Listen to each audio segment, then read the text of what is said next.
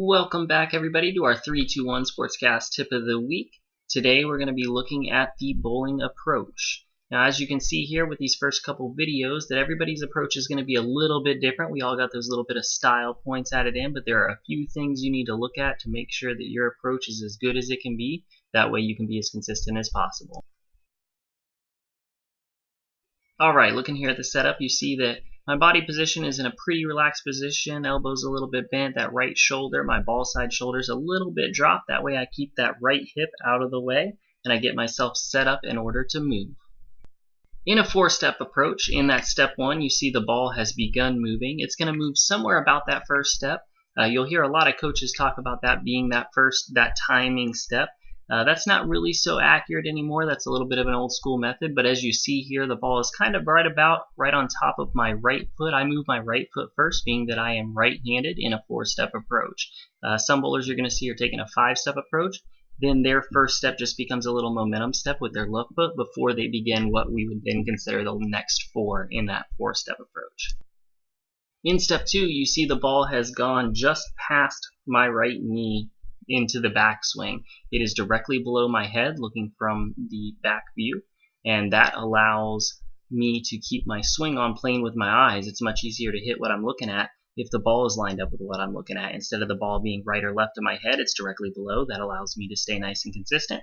You see that my head is still right above my feet. I'm not leaned way forward. I'm not tilted way back. It keeps my feet nice and underneath me, allows me to stay in a pretty strong position.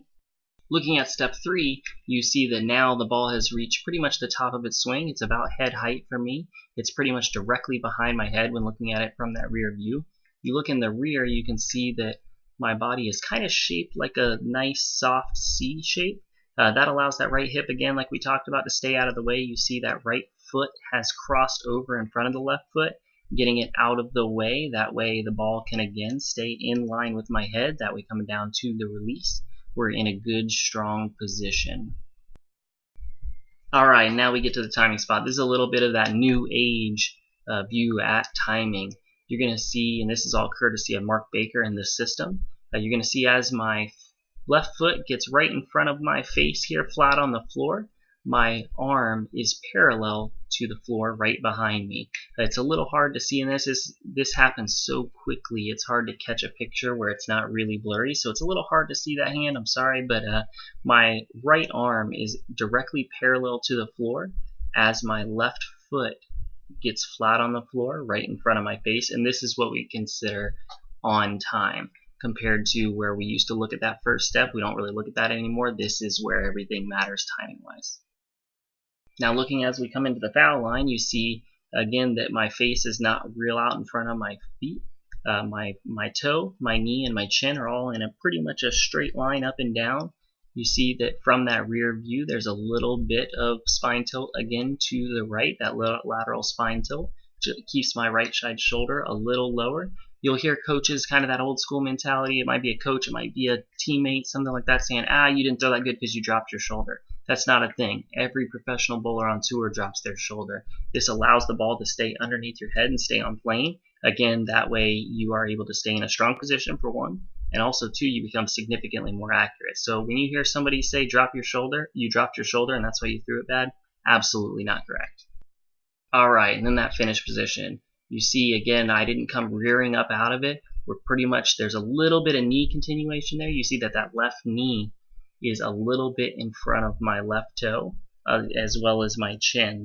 That continues out towards my target because my momentum is going forward and not up. You see that follow through is nice and long. It doesn't collapse too early where my elbow's getting bent real early and it's really choppy.